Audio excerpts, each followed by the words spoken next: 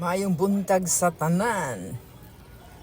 Gikan mi ng grocery na malita gulay kay para naman masarap kumain pag maraming gulay. Isa din yan sa kos na pampapayat. Charot. Ay, ayan, dinamihan na namin kumuha ng broccoli, kung ano-ano diyan.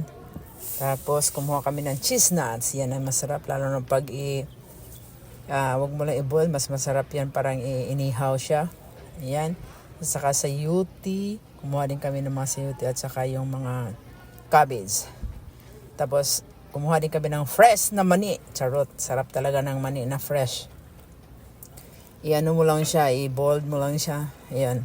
Yeah, since long weekend dito sa amin, kaya kumain tayo ng marami para naman makabawi tayo. At saka pagkatapos tulog, yan naman ang paraan.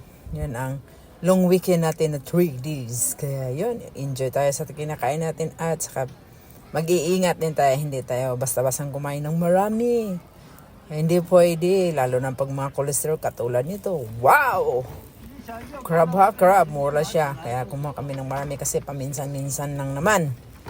Yan po, at saka pinag-aagawan pag ganyan na ang pound, $3.99. Siya kumuha kami ng marami. Pagkatapos, kumuha kami ng hipon. At saka yung tulya, nilagyan namin ng malunggay.